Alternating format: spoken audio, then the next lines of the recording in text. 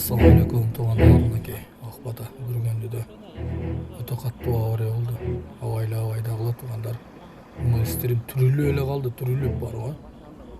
Айдоочуларга жеткизип койгула тугандар, WhatsApp группаларга жөнөтүп. Абайлагыла.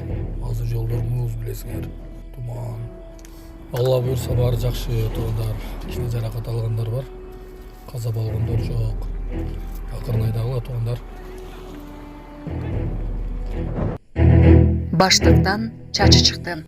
Белая река өндүрүштүк компаниясынан кардары сатып алган баштыгынын ичинен чач чыкканын айтып, видеого тартып, аны Сокол медиа сайтына жөнөткөн. Видео тасмада кардар баштыкты таңактан ачкан учурда чачты байкаганын көрсөтүп, продукциянын сапатына нааразычылыгын билдирген. Компания бул окуя боюнча азырынча расмий комментарий бере элек. Ал эми кардар сапат көзөмөлүн күчөтүүнү жана мындай учурларга тиешелүү жооп чараларын көрүүнү талап кылууда.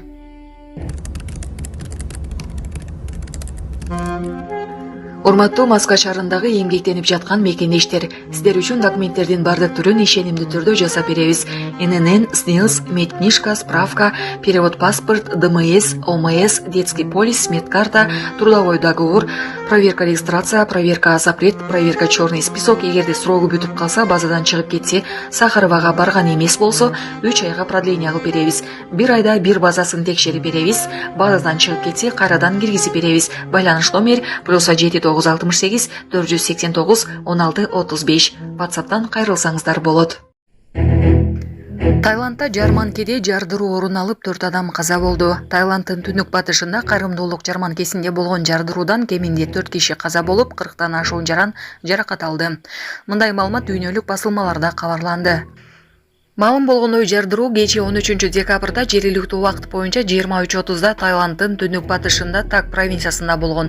Анын кесепетинен 2 жаран жеринде каза болуп, дагы 2 ооруканада жан берген. 48 адам ар кандай жаракаттарды алышкан. Аталган кайрымдуулук жарманкени Кызыл Крест уюму уюштурулган. Ал эми укук коргоо органдары жардырууга шектүү 2 жаранды кармашкан. Алар 16 жана 17 жаштагы өспүрүмдөр экени айтылды. Ташиев чыгыр арада үй өртөлүп кеткен аксакалга акчалай жардам көрсөттү. Министрлер кабинетинин төрагасынын орун басары, улуттук коопсуздук мамлекеттик комитетинин төрагасы Камчыбек Ташиев Баткен облусуна болгон жумушчу сапарынын жүрүшүндө 2020-жылы үйү тажик тараптын провокаторлор тарабынан өрттөлгөн Көк Таш айылынын чектөө жергилигинин тургуну Абдурахим Мажитов аксакалды кабыл алды. Атайын кызматтан билдиришкендей, Ташиев аксакалга акчалай колдоо көрсөттү.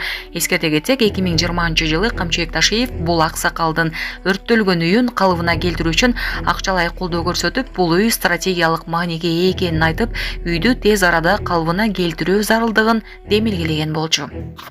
Бишкек мамлекеттик номурунда вор тамгалары бар Toyota Camry үлгүсүндөгү унаа байкалды.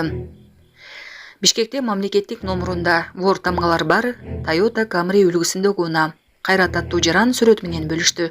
Ушундай комбинациядагы мамлекеттик номурларды чыгарууга болобу? Же бул кылмыштуу жашоо образын пропагандалообу деп жазган шаар тургуну. Ашыкча жүк салган унааларга 112 миллион сом айып пул салынды. Жыл башынан бери 11 айдын ичинде ашыкча жүк салган машиналарга 112 миллион сомдон ашык айып пул салынды.